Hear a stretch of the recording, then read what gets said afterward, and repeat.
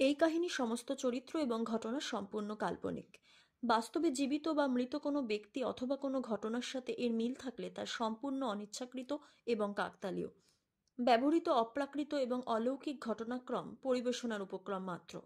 কুসংস্কারে বিশ্বাস করবেন না, কুসংস্কার ছড়াবেন না।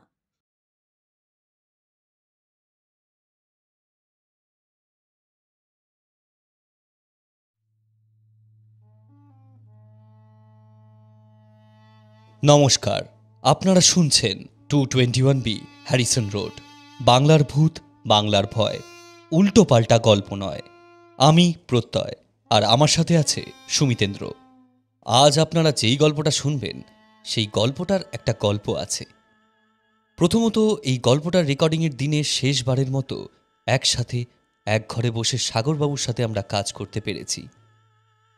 এই সৌভাগ্য এই জীবনে আর আমাদের কপালে নেই, যার ফলে এই গল্পটা বানানোর প্রত্যেকটা মুহূর্তের স্মৃতিগুলো আমরা সবাই সারা জীবন আগলে রাখব। দ্বিতীয়ত, এই গল্পটা রায় জঙ্গলি এই ছদ্ম নামে আমাদের একজন মেল করেছিলেন। উনি আমাদেরকে বলেছিলেন গল্পটা পড়ে ভালো লাগলে আমাদের চ্যানেলে করতে। গল্পটা আমাদের পড়ে দারুণ লেগেছিল। এইটুকুনি বলতে পারি যে এই গল্পটা চ্যানেলের one of the most exceptional story still date. আর সেই মর্মে আমরা ওনাকে রিপ্লাই করি এবং উনি আমাদের সম্মতি দেন। তবে এত কিছুর মাঝখানে উনি কোনোভাবেই ওনার নাম পরিচয় প্রকাশ করতে চাননি। আমরা আজও দাঁড়িয়ে জানি না এই গল্পের লেখক অর্থাৎ রায় জঙ্গলি কে। আর অনেক রিকোয়েস্ট করার সত্ত্বেও উনি কোনো পারিশ্রমিক গ্রহণ করেননি। ওনার কেবল একটাই কথা, তোমাদের ভালো লাগলে সকলকে শুনিও। তাই আজ আপনারা শুনবেন রায় জঙ্গলির লেখা গ্রাম বাংলার ভূতের গল্প আবেশ আবর্ত প্রথম পর্ব, সুন্দরবনের অশনি সংকেত। গল্প পাঠে সুমিতেন্দ্র, ভুন্ডুল নাথের ভূমিকায় আদিত্য, বুড়ো মাধাইয়ের ভূমিকায় কিংবদন্তি চ্যানেল থেকে সৌরভ রায়, অফিস ক্লার্ক আর অন্য একটি চরিত্রে রয়েছে প্রয়াত সাগর কুমার পাঠক। মদনমোহনের ভূমিকায় আমি প্রত্যয়।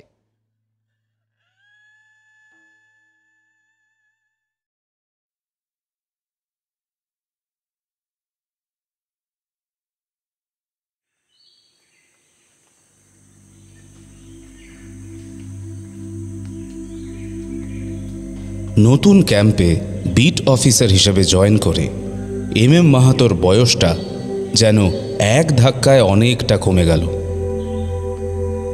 পুরো নাম মদন মোহন মাহাতো। তবে বলা ও লেখার সুবিধের জন্য তিনি সংক্ষিপ্ত নামটাই ব্যবহার করেন বেশি। সবেমাত্র এক সপ্তাহ হয়েছে, তার মধ্যেই তিনি ক্যাম্পের দৈনন্দিন কাজ, জরুরি সুপারিশ এবং অন্যান্য প্রয়োজনীয় পদক্ষেপের 3টে বড়সড় লিস্ট বানিয়ে এখানকার ফরেস্ট রেঞ্জার বাবুকে তাক লাগিয়ে দিয়েছেন। বহু বছর কোনো বিট অফিসার আসেনি এই ক্যাম্পে। সুন্দরবনের একেবারে পূর্বতম সংরক্ষিত বনক্ষেত্র রায়মঙ্গল রেঞ্জের অন্তর্গত এই ক্যাম্পের নাম বুড়ির ডাবরি। মদনমোহন বাবুর বাড়ি বাঁকুড়া, বয়স 50-এর কাছাকাছি, কিন্তু তাকে দেখতে আরও বেশি বয়স্ক লাগে। নাম যতই মদনমোহন হোক, পিতৃদত্ত এই নামকরণের যে বর্তমান কোনো সার্থকতা নেই তা যে কেউ তাকে এক নজর দেখলেই বলে দিতে পারে। মাথায় একটা প্রকাণ্ড টাক, চুল যা আছে প্রায় সবই পেকে গেছে, নিচের পাটির দুখানা দাঁত নেই, দীর্ঘদিনের অবহেলায় নষ্ট হয়ে গেছে বলে শেষে তুলে ফেলে দিতে হয়েছে। এতদিন নিজের জেলা বাঁকুড়াতেই চাকরি করেছেন তিনি, কিন্তু পদোন্নতির পর যখন ট্রান্সফারটা সুদূর সুন্দরবনে হলো, তখন তার মাথায় যেন আকাশ ভেঙে পড়ল। অর্ডারটা হাতে পাওয়ার পর থেকেই তিনি শুধুই চিন্তামগ্ন হয়ে থাকতেন। বাঁকুড়ার জঙ্গলমহলে একসময় দাপিয়ে কাজ করেছেন, কিন্তু এই সুন্দরবন একেবারে আলাদা জায়গা। পরে জয়েনিংয়ের সময় এক পূর্ব পরিচিত সিনিয়র অফিসার তাকে আশ্বস্ত করেছিলেন, বলেছিলেন যে ক্যাম্পে তার পোস্টিং হবে সে ক্যাম্পের নামটি যেমন অদ্ভুত, তার লোকগুলিও তেমনই অদ্ভুত।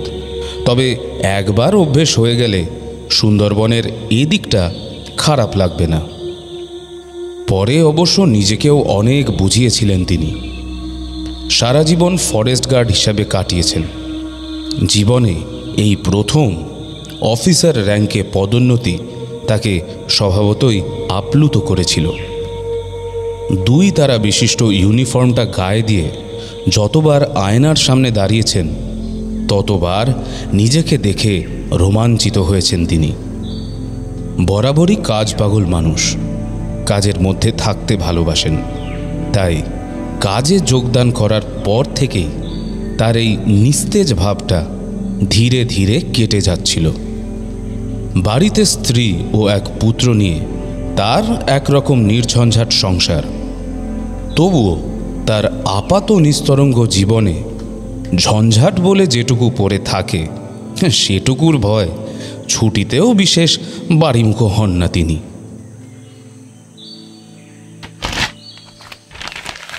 সেই মদনমোহন বাবু আজ ক্যাম্পের আলমারিতে পুরনো ফাইলপত্র ঘাঁটতে গিয়ে হঠাৎ সন্ধান পেলেন একটি পুরনো ডায়েরির।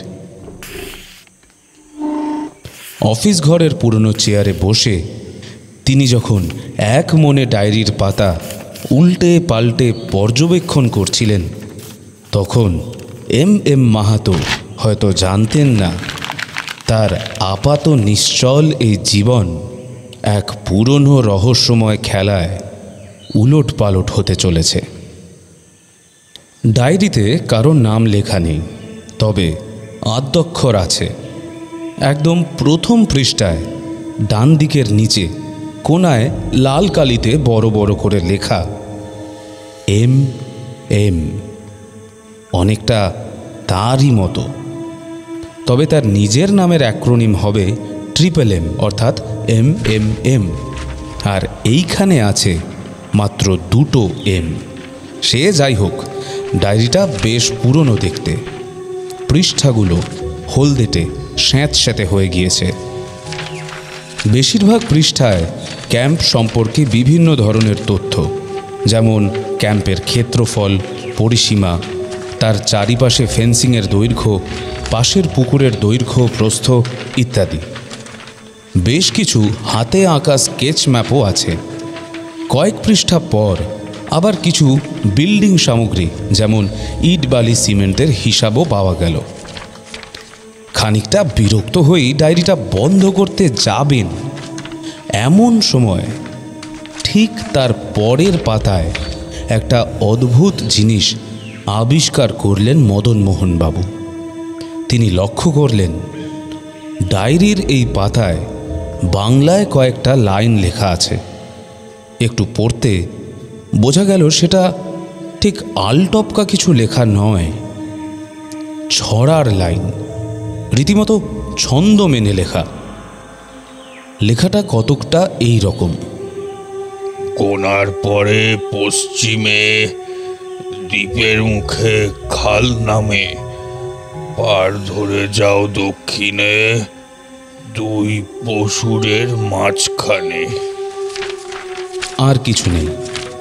তার পরের পৃষ্ঠায় আরও 4টি লাইন: অতল জলের তল না পাই, খুঁজতে গেলে ফের হারাই, বোটের মাথায় সন্ধ্যা তারা, জীবন পারের সেই কিনারা। পড়ার পর খানিকটা হাসলেন মদনবাবু। ছড়ার মধ্যে যেন আজগুবি এক মজা অনুভব করলেন তিনি। তবে বারংবার ছড়া দুটির লাইন পড়ার পর সেই ছন্দময়তার আড়ালে ধাঁধার মধ্যেকার রহস্যময়তা তাকে বেশ নাড়া দিল। এই MMM ব্যক্তিটি কে তা তিনি আপাতত জানেন না। তিনি যে কোনো শখের কবি নন সেটাও এই ডায়েরি ঘাঁটলেই বেশ বোঝা যায়। ডায়েরিতে আর কোথাও এরকম ছড়া লেখা নেই। এসব চিন্তাভাবনার মধ্যেই সহসা তিনি শুনতে পেলেন ক্যাম্পের কেউ একজন তাকে ডাকছে। অতঃপর ডায়েরিটা বগল দাবা করেই সেদিনের মতো তিনি উঠে পড়লেন।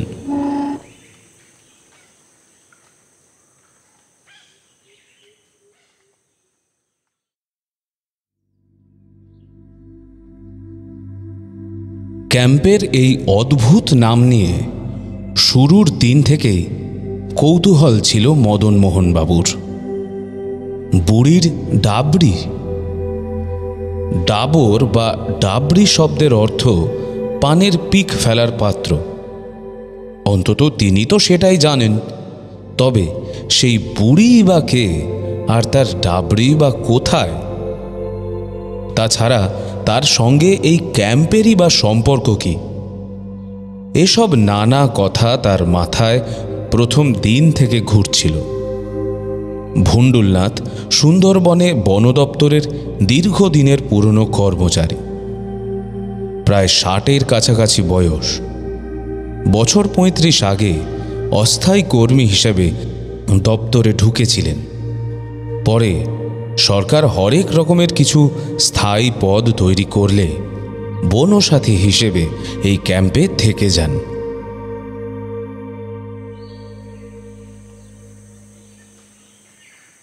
একদিন সুযোগ পেয়ে তাকে জিজ্ঞাসা করলেন মদনবাবু। আচ্ছা ভুন্ডুল, সরি মানে ভুন্ডুল বাবু, ক্যাম্পের নাম বুড়ির ডাবরি কেন? আমাদের ক্যাম্পের পেছন থেকে একটা খাল ঘুরে গিয়ে দূরের ওই বড় নদীতে পড়েছে। এই খাল থেকেই সাহেবরা এই নাম দিয়েছে। কিন্তু এই খালের নামটা ওরকম হলোই বা কেন? তা তো বলতে পারবো না বড়বাবু, তবে অনেকে অনেক রকম কথা বলে। অনেক দিন আগে এখানকার একটা জেলের মুখে একটা গল্প শুনেছিলাম বটে, গাঁজাখুরি গল্প যত সব। আহা, বলুনি না। সেরকম কিছুই না বড়বাবু। এখানে জেলেরা বলে নাকি যে বহুদিন আগে এক মেয়ে মানুষ বিয়ে করে জঙ্গলের মধ্যে দিয়ে শ্বশুর বাড়ি যাচ্ছিল। তা ফেরার পথে সে ডাকাতের ভয়ে গা ভর্তি সব গয়না খুলে তারপর সেগুলো লুকিয়ে একটা ডাবরিতে রেখে দেয়। কিন্তু নৌকা পথে ঠিক ওই খালে যাতায়াতের সময় সেটা জলে পড়ে যায়। পড়ে গেল? কি করে? আমি তো ছিলাম না বড়বাবু, বলবো কি করে বলেন দেখি। আচ্ছা আচ্ছা, ঠিক আছে, তারপর বলুন। হ্যাঁ, তারপর সেটা খুঁজতে গিয়ে তার স্বামী জলে ঝাঁপ দিলে সেও নাকি আর ওঠে না। তারপর ওই খালেই পশুর গাছতলায় নৌকা সমেত বজ্রাঘাতে সেই বউটারও মৃত্যু হয়। বড়বাবু মন দিয়ে সব শুনলেন। তারপর যে প্রশ্ন করলেন তাতে ভুন্ডুলনাথ প্রথমে খানিক অবাক হলেন। আপনি নিশ্চিত ওটা পশুর গাছই ছিল? হ্যাঁ, না, মানে গাছটা তো অন্য কিছু হতে পারে। মদনবাবুর এই প্রশ্নে বিরক্ত হল ভুন্ডুলনাথ। তা তো হতেই পারে। ধুঁদুল, গরান, কেওড়া, কাঁকড়া, গাছের তো আর অভাব নেই সুন্দরবনে। আর যখন বাজ পড়বে তখন তো আর পছন্দ করে পড়বে না। এরপর আর কিছু বলা যায় না। মদনবাবু হেসে উঠে পড়লেন।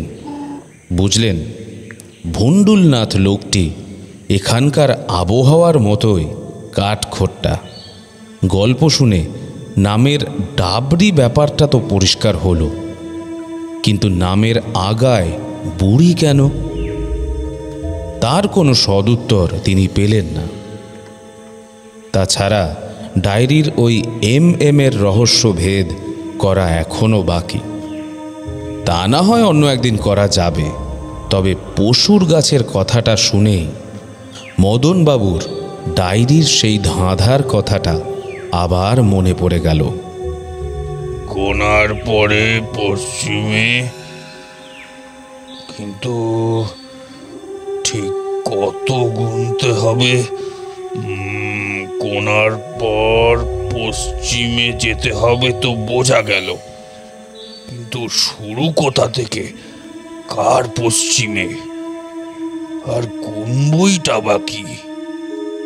এসব নানা প্রশ্ন মদনবাবুর মাথায় ঘুরপাক খেতে লাগলো।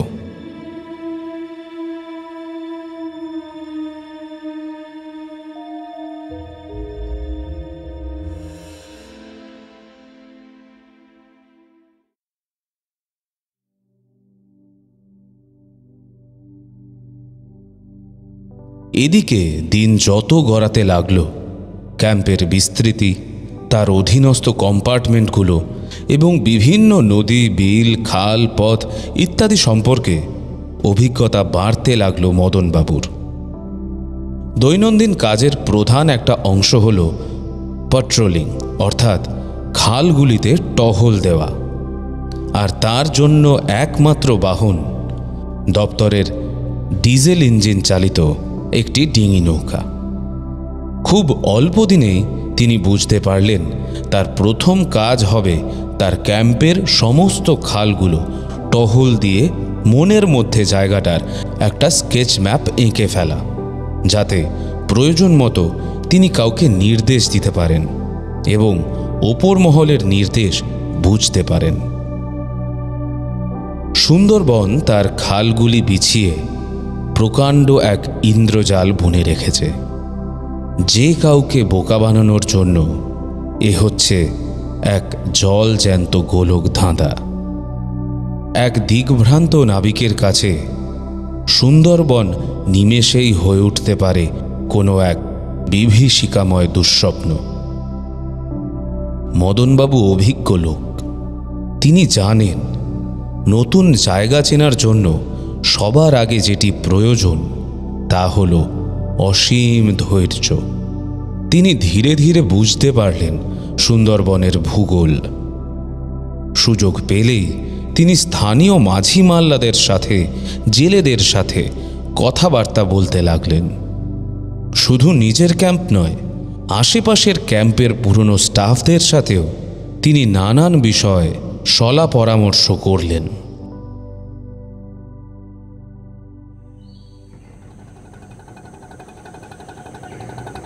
এই কিছুদিন আগে টহল দেওয়ার সময় বড়বাবুর নৌকা বিভিন্ন খাল চষে এসে পৌঁছল এক প্রশস্ত নদীর সামনে। সুকানে মানে বোটের স্টিয়ারিংয়ে বসা ভুন্ডুলবাবু বললেন, বড়বাবু, এই হচ্ছে আমাদের রেঞ্জের সীমানা। এরপর অন্য আর একটা রেঞ্জ শুরু। নদীটার নাম কি? এই নদীর নাম গোনা। নামটা শুনে চমকে উঠলেন মদনবাবু। আচ্ছা, তাহলে নিশ্চয়ই তিনি ধাঁধার লাইনগুলো ভুল পড়েছিলেন। ছড়াতে গোনার পরে নয়, ওটা গোনার পাড়ে হবে। গোনা নদীর ওপর ভাসতে ভাসতে তার মনে পড়ে গেল ধাঁধার লাইনগুলো। কোনার পাড়ে পশ্চিমে দ্বীপের মুখে খাল নামে। ভুন্ডুলবাবু, পশ্চিম দিক কোনটা? এই দিকটা, মানে আমাদের রেঞ্জের দিকটা হচ্ছে পশ্চিম। এই পাড়ে কোথাও দ্বীপ আছে? দ্বীপ? এই সুন্দরবনে চারপাশে সবই তো দ্বীপ, কোনোটা ছোট আর কোনোটা বড়। বলে নিজেই হাসতে লাগলেন ভুন্ডুলবাবু। মদনবাবু বিরক্ত হলেন। ওই পশ্চিম পাড় ধরে এগিয়ে চলুন। ভাটা লাগার সময় হয়ে গেছে বড়বাবু। এই এখন না ফিরলে কিন্তু টান বাড়বে, তো তখন কিন্তু পৌঁছতে পৌঁছতে সন্ধে হয়ে যাবে আমাদের। ওসব দিয়ে আপনাকে ভাবতে হবে না, যা বলছি তাই করুন তো। ক্রুদ্ধ স্বরে উত্তর দিলেন মদনবাবু। পেছন থেকে কেউ একজন হালকা স্বরে বলে উঠল। কথাটা কানে গেল মদনবাবুর। ঘাড় ঘুরিয়ে কিছু বলতে যাবেন এমন সময় আকাশের দিকে আঙুল তুলে চেঁচিয়ে উঠলেন ভণ্ডুলনাথ, ওই যে মদন ডাক!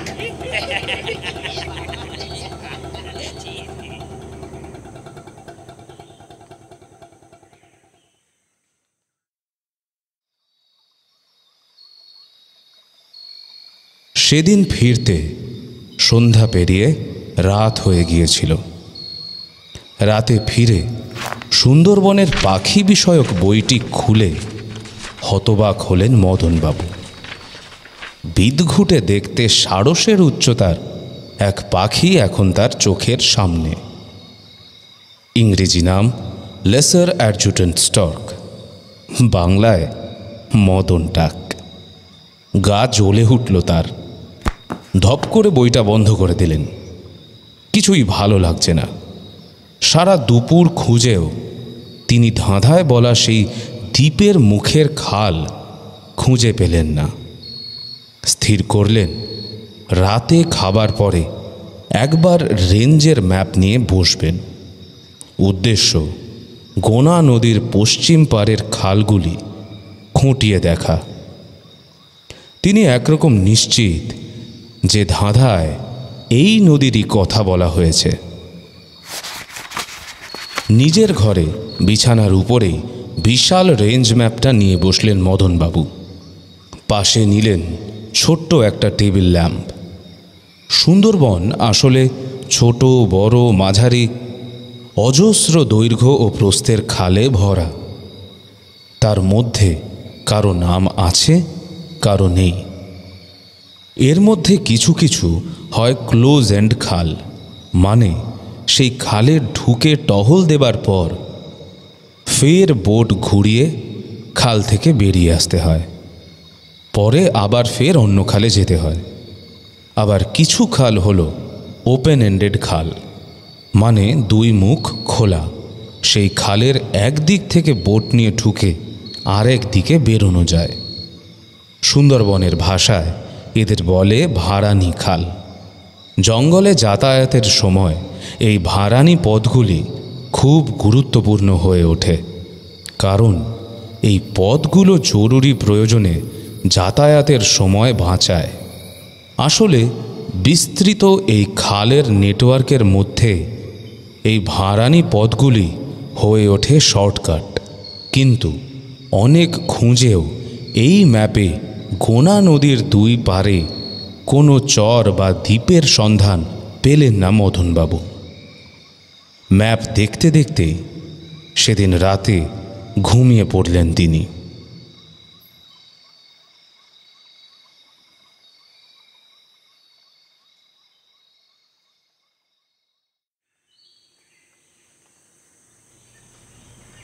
এর কয়েকদিন পর সকালে মদনবাবু চা নিয়ে বসেছেন অফিস ঘরে।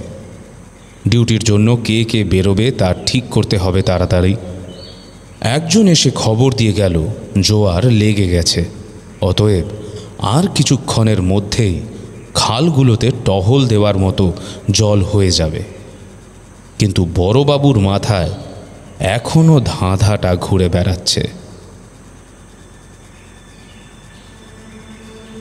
রোজ ডায়েরিটা নিয়ে বসা এখন যেন তার অভ্যাসে পরিণত হয়েছে।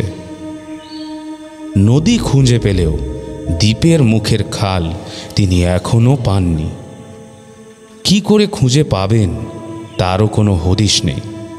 তাছাড়া আরও অনেক প্রশ্নের উত্তর পাওয়া এখনও বাকি। এরকম নানান চিন্তা করতে করতে হঠাৎ তিনি খেয়াল করলেন ধাঁধার দুই পৃষ্ঠার মাঝখানের একটি পৃষ্ঠা ছেঁড়া। আরেকটু ভালো করে লক্ষ্য করে তিনি বুঝলেন এই পৃষ্ঠাটি কেউ উদ্দেশ্য প্রণোদিত হয়েই ছিঁড়েছে। ভাবতে প্রবল অবিশ্বাসের আগুনে তার সমগ্র শরীর যেন একসঙ্গে জ্বলে উঠল। অফিস ঘরের চেয়ারে বসে অনেকক্ষণ ধরে ৭-৫ নানা রকম ভাবছেন। হঠাৎ একজন কর্মচারী দৌড়ে এসে খবর দিল ঘাটে একটা জেলে নৌকা এসেছে। ওদের একজন নাকি খুব অসুস্থ হয়ে পড়েছে। না, উঠতে হবে এইবার। বড়বাবু ঘাটে যেতে যেতে দেখলেন এক বৃদ্ধকে কয়েকজন ধরাধরি করে ঘাটের পাশের গাছতলায় বসাচ্ছে। ক্যাম্পের বনসাথী ভুন্ডুলনাথ চিল চিৎকার জুড়েছেন। জেলেরা ভয় কাচুমাচু হয়ে নৌকাতে চুপচাপ বসে আছে। তার গলার আওয়াজে বুঝি বন্য পাখিরাও ভয় সুন্দরবনের জঙ্গল ছেড়ে পালাবে। ক্যাম্পের দুটি ছেলে নিরাপদ দূরত্বে দাঁড়িয়ে এসব উপভোগ করছে। কি হয়েছে নাথবাবু, এত চেঁচামেচি কিসের? আর বলবেন না, যত সব ঝামেলা। দেখুন না, ওই আধমরা বুড়োটাকে এরা জঙ্গলে নিয়ে এসেছে, তা অসুস্থ তো হবেই। কি আক্কেল মাইরি বলুন দেখি। বৃদ্ধটি ততক্ষণে গাছতলায় বসে হাঁসফাঁস শুরু করে দিয়েছে। মদনবাবু সব কিছু শুনে ক্যাম্পে রাখা ফার্স্ট এইড বক্স থেকে কিছু ওষুধ দিলেন ওনাকে। কিছুক্ষণ পর একটু সুস্থ বোধ করতে সেই বুড়ো সোজা হয়ে বসল। তারপর খানিকক্ষণ এদিক ওদিক চেয়ে উঠে দাঁড়াতে গিয়ে আবার পড়ে গেল। এই বুড়ো, তোমারও তো তারা কিসের গো? বড়বাবু তো ওষুধ দিয়েছেন নাকি? চুপ করে বসো এখানে। চেঁচিয়ে উঠলেন ভুন্ডুল। বড়বাবু এবার এগিয়ে গিয়ে জিজ্ঞাসা করলেন, তোমাদের বাড়ি কোথায়? বুড়ো ভাঙাচোরা গলায় উত্তর দিল, বাবু, আমাদের বাড়ি সরবেড়ে গ্রামে, ক্যাংড়া মারতেইছি। তোমরা কোন খালে গিয়েছিলে? বাবু, আমরা ক্যাম্পের আশেপাশেই থাকি। সবার পর আমারে বলে এদিকে নাকি ক্যাংড়া হচ্ছে না, অন্যদিকে যেতে হবে। তাই বলি সে গো বুড়ির খালে নিয়ে গেল আমারে। আমি যত বলি ওরে ওই খালে যাস নে, চাস নে, আমাদের গাঁয়ের কেউ ওই খাল থেকে বেঁচে ফেরেনি কো। কিন্তু সে শালার পর শুনলে না আমার কথা, ওরে আমি মেরেই ফেলবো। ক্যাম্পের সবাই মুখ চাওয়াচাওয়ি করছে। বড়বাবুই বললেন আবার, বুড়ির খাল মানে? বুড়ির ডাবরি খাল, যেটা আমাদের ক্যাম্পের পিছন দিকে আছে? হ্যাঁ বাবু, তবে ক্যাম্পের পিছন দিয়ে খালটা এখন বুঝে গেছে। আসল খালে যেতে হলে গোনা নদী ঘুরে যেতে হয়। তুমি খালটা চেনো? চিনবো না কেন? ওই খালে গিয়েই তো আমার বিপদে ফেলালো এই শালার বেটা। এই বলে একটি মাঝবয়সী লোকের দিকে ইশারা করল বুড়ো। মদনবাবু খুবই উৎসাহী হয়ে উঠলেন। আচ্ছা, ওই খালে কি এমন বিপদ আছে? বলে সেই বুড়োর দিকে চেয়ে অধীর আগ্রহে কিছু একটা শোনার অপেক্ষা করতে লাগলেন তিনি। সেই বুড়ো কিছুক্ষণ তার দিকে চুপ করে চেয়ে রইল। তারপর একটা ঢোক গিলে বলতে লাগলো, বাবু, সেই রকম খাল এই জঙ্গলে আর একটাও নাই গো। কোটাল ছাড়া অন্য সময় সেই খালে ঢোকা যায় না, কিন্তু একবার ভাটার টান পড়লি এই খালের টানে মানুষ ডুবাই মরে। আমি নিজে সাক্ষী বাবু, ওই খালে একবার ঢুকলে কোনো না কোনো বিপদ ঘটবে। কোনার পাড়ে পশ্চিমে দ্বীপের মুখে খাল নামে, পাড় ধরে যাও দক্ষিণে, দুই পশুরের মাঝখানে। আপন মনে বলে উঠলেন মদনবাবু। একযোগে সবাই তার দিকে তাকিয়ে উঠতেই তিনি নিজেকে সামলে নিলেন। বুড়োটা এক দৃষ্টে তার দিকে চেয়ে আছে এখনো। মদনবাবু হেসে উঠলেন, না না, একটা ছড়া পড়ছিলাম। আচ্ছা কাকা, আপনি ওই খালের গল্পটা বলুন না। তারপর সেই বুড়ো যে গল্প বলল তা নাথবাবুর বলা গল্পের মতো হলেও আরও নতুন কিছু তথ্য পাওয়া গেল তার কথাগুলো থেকে। ওই বুড়ি ছিল তাদেরই সরবেড়ে গাঁয়ের এক জেলে ঘরের বধূ। গয়নার প্রতি তার ছিল অপরিসীম মায়া। বিধবা হয়েও সেই লোভ ছাড়তে পারেনি সে। তাই ধান গায়ে জেলে নৌকা নিয়ে সে মাঝে মধ্যেই চলে আসতো এই খালে। বছরের পর বছর ধরে সে ওই খালে ঘুরে বেড়াতো। পাগলের মতো বার্ধক্যে এসেও সেই খোঁজ চালিয়ে যেতে থাকে সে। গয়না পাওয়ার আশা শেষ মুহূর্ত অবধি ছাড়তে পারেনি সেই বুড়ি। শেষে নাকি কোনো একদিন সে আর গ্রামে ফেরেনি। তার নৌকারও কোনো খোঁজ মেলেনি কোনো দিন।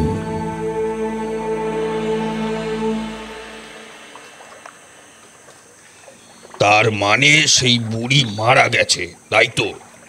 আগে না বাবু, আমি ওই খালে ওরা দেখছি। সাদা থান গায়ে দে, সে একা একা নৌকায় দাঁড়বায়। ফাজলামি মারার জায়গা পাও না, যত সব বুঝলো কি গল্প। যাও ভাগো এখান থেকে। হুঙ্কার দিয়ে উঠলেন ভুন্ডুলনাথ। বুড়ো থতমত খেয়ে উঠে পড়তে গেল।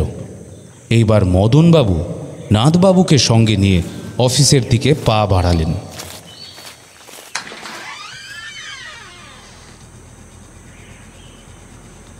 অফিসে পৌঁছে টেবিলে রাখা ডায়েরির সেই পৃষ্ঠা বের করে তার সামনে রাখলেন। ভুন্ডুলনাথ তাতে চোখ বুলিয়ে বড়বাবুর দিকে চেয়ে বললেন, এ তো কবিতা মনে হচ্ছে বড়বাবু, আপনি লিখেছেন নাকি? ডায়েরিটা আমার নয়, এটা আমি আলমারিতে পেয়েছি। ও আচ্ছা, তা আমায় দেখাচ্ছেন কেন? আচ্ছা, আপনি তো এখানে বহু বছর আছেন, এই হাতের লেখাটা কার বলুন তো?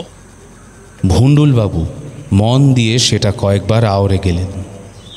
এ তো ধাঁধা, ভারী আজব তো। এক্স্যাক্টলি, এটা একটা ধাঁধা, এবং সেটা এই বুড়ির ডাবরি খাল নিয়ে বলেই আমার ধারণা। আচ্ছা আচ্ছা, তবে গোনার পশ্চিম পারে এমন খাল তো আমি অন্তত দেখিনি।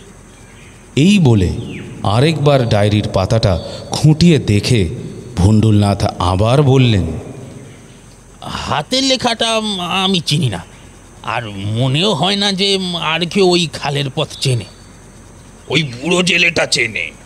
আরে ওদের কথা বিশ্বাস করবেন না বড়বাবু, কোথায় বলে কোথায় নিয়ে যাবে ধরতেই পারবেন না। ঠিক আছে, কিন্তু আমার কাছে আর কোনো উপায় নেই। চলুন ঘাটের দিকেই যাওয়া যাক।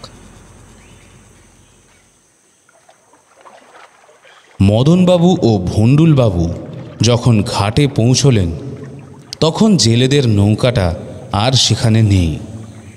কিরে, ওরা বেরিয়ে গেছে নাকি? আগে কিছুক্ষণ আগেই বের হয়ে গেছে। ঘাটে বসে থাকা ছেলে দুটো বলল, তারা কিছুক্ষণ আগেই বেরিয়ে গেছে। ঘাট থেকে দূর দূরান্তে কোনো নৌকা কারো নজরে এলো না আর।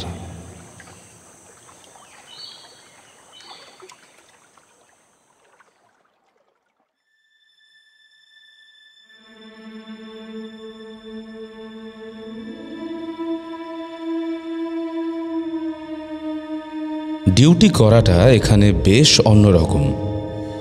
শুরুতে মদনবাবুর খুব অদ্ভুত লাগতো ব্যাপারখানা।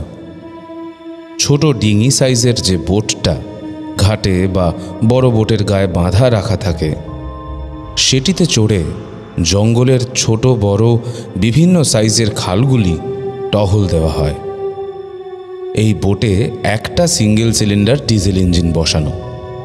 তাতে চড়ে প্রথমে খালে ঢোকা হয়, টহল দিয়ে যতদূর যাওয়া যায় ততদূর গিয়ে ফের বোট ঘুরিয়ে ফিরে আসা হয়। তাই সরু খালে ঢুকতে হলে আগাম সতর্কতা নেওয়া জরুরি, কারণ বোটের দৈর্ঘ্যের চেয়ে কম চওড়া খালে ঢুকলে বোটের মাথা ঘোরানো অসম্ভব। তখন বোট চালিয়ে আর বেরোনো যাবে না, উল্টো পথে বাঁশের লগি বা বৈঠা ঠেলে ঠেলে বার করতে হবে। তখনই বিপদের সম্ভাবনা বাড়ে। জঙ্গলে ডিউটির নিয়মই হচ্ছে এক জায়গায় বেশিক্ষণ না থাকা। তাছাড়া চোখ ও কান সর্বদা সজাগ রাখতে হবে, অন্যমনস্ক হলেই মুশকিল।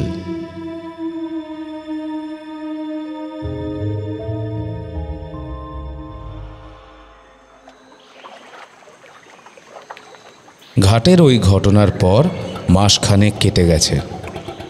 আগে বেশ ভয় ভয় লাগলেও এখন মদনবাবু বেশ সড়গড় হয়ে গেছে এই সব বিষয়ে।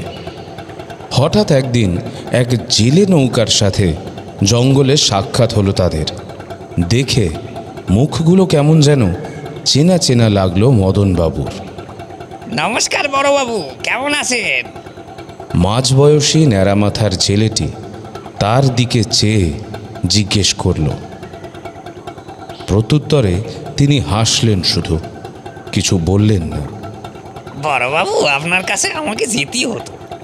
ঠাকুরদা মারা যাবার আগে আপনারে একটা জিনিস দিয়ে দিতে বলেছিল, এই নেন। কি এটা? দাদু খুলতে বারণ করেছিল, তবে আমি খুলেছি। কাপড়ের পুঁটুলির ভেতরে একটা কাগজে মোড়ানো মাদুলি আছে। আপনারে কেন দিল তিনিই জানেন। হয়তো মরণকালে ভীমরতি ধরেছিল।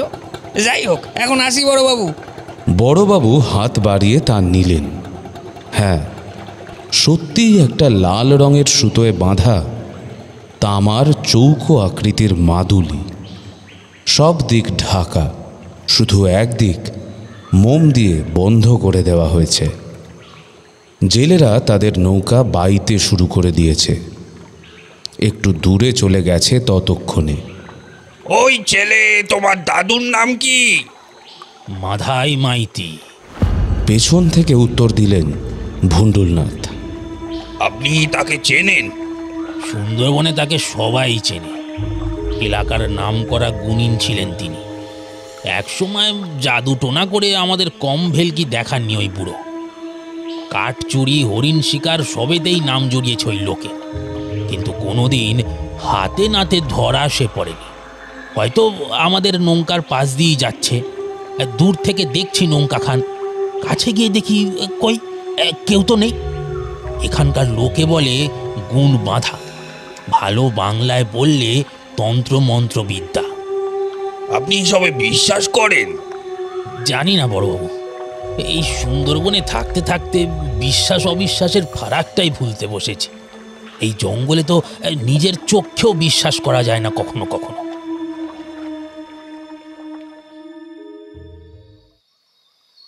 সেদিন ক্যাম্পে ফিরে এসে মাদুলিটা টেবিল ল্যাম্পের তলায় পরীক্ষা করছেন মদনবাবু। হঠাৎ সেই কাগজের মোড়কটার দিকে চোখ পড়তেই তিনি দেখলেন তাতে কিছু লেখা আছে। অবিকল একই হাতের লেখা। কোটাল কাটায় নজর রেখে থামতে হবে 2.5 বাঁকে। গল্প সে এক সব্বনেশে, উঠবে জেগে ভাটির দেশে। আরও 4টে লাইন। মানে এটা ডায়েরিতে লেখা দুটো ধাঁধার মাঝের পৃষ্ঠা। এটাই ছিঁড়ে ফেলা হয়েছিল। ধাঁধাটা এতদিনে সম্পূর্ণ পড়তে পারলেন মদনবাবু। পুরোটা একসাথে পড়লে এরকম শোনাচ্ছে: গোনার পারে পশ্চিমে, দ্বীপের মুখে খাল নামে, পার ধরে যাও দক্ষিণে, 2 পশুরের মাঝখানে। কোটাল কাঁটায় নজর রেখে থামতে হবে 2.5 বাঁকে। গল্প সে এক সব্বনেশে, উঠবে জেগে ভাটির দেশে। অতল জলের তল না পাই, খুঁজতে গেলে ফের হারাই। বোটের মাথায় সন্ধ্যা তারা, জীবন পারের সেই কিনারা। কিন্তু এ ধাঁধা ওই বুড়ো জেলের কাছে কিভাবে গেল? এর সমাধানই বা কি করে সম্ভব? যার ডায়েরি সেই ডবল এমের কোনো পাত্তা নেই। আরেকজন যে জানত সেও মারা গেল। ইস, কিছুদিন আগেও যদি এর সঙ্গে একবার দেখা করতেন মদনবাবু। এসব ভাবতে ভাবতে এক মনে দেয়ালে টাঙানো ম্যাপের দিকে তাকিয়ে রইলেন তিনি। তারপর হঠাৎ করে মাথাটা খুলে গেল তার।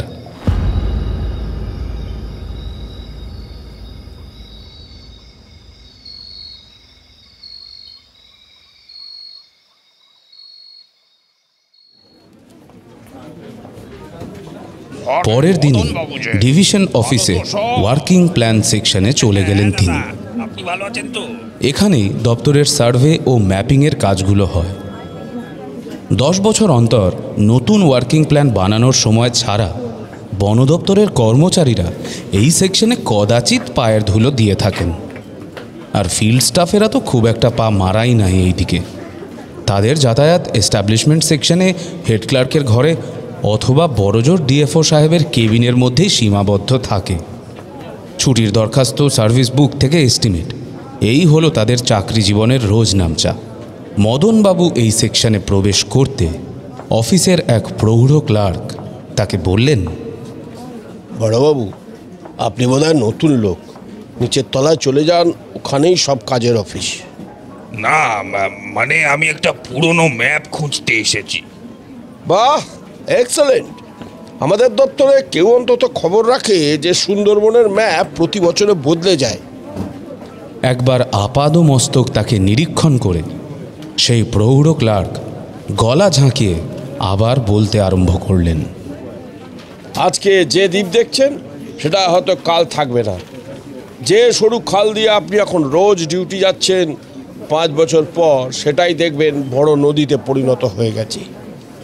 ঠিক তাই, আমিও সেরকম কিছু একটা খুঁজতেই এসেছি। ওকে, তাহলে বলুন কোন এরিয়ার ম্যাপ আপনার লাগবে আর কত বছর আগেকার? এই ধরুন বছর 30 আগেকার ম্যাপ লাগবে আমার, বুড়ির ডাবরি ক্যাম্প। ক্যাম্পের নাম শুনে ভ্রু কুঁচকে সেই ক্লার্ক ভদ্রলোক চিন্তামগ্ন হয়ে পড়লেন। মদনবাবু আস্তে করে নিজের গলাটা ঝাড়তে ভদ্রলোক চমকে উঠে, আর দিচ্ছি, আপনি ওখানে বসুন বলে ভেতরে রাখা সারি সারি আলমারিগুলোর দিকে পা বাড়ালেন। ভদ্রলোকের পায়ের দিকে নজর গেল মদনবাবুর। ডান দিকের পা খুঁড়িয়ে হাঁটেন তিনি। কতক্ষণে লোকটা ফিরবে কে জানে। অগত্যা একটা চেয়ার টেনে বসে পড়লেন মদনবাবু। প্রায় 15-20 মিনিট পর ক্লার্ক ভদ্রলোক গোল করে গোটানো একটা পুরনো ম্যাপ সঙ্গে করে নিয়ে এলেন। এটা কিন্তু আপনাকে দিতে পারবো না, এখানে বসেই দেখতে হবে। ঠিক আছে বলে মদনবাবু টেবিলের ওপর ম্যাপখানা ছড়িয়ে খুঁটিয়ে দেখতে লাগলেন। ইউরেকা! যেমনটা ভেবেছিলেন ঠিক তাই। গোনা নদীর পশ্চিমে দ্বীপ বিশিষ্ট একটি খাল ছিল এক সময়। এই খালে তিনি নিজেও ডিউটি করেছেন, কিন্তু ভালোভাবে খেয়াল করে দেখেননি চারিদিকে। আমি এটার কয়েকটা ফটো তুলব।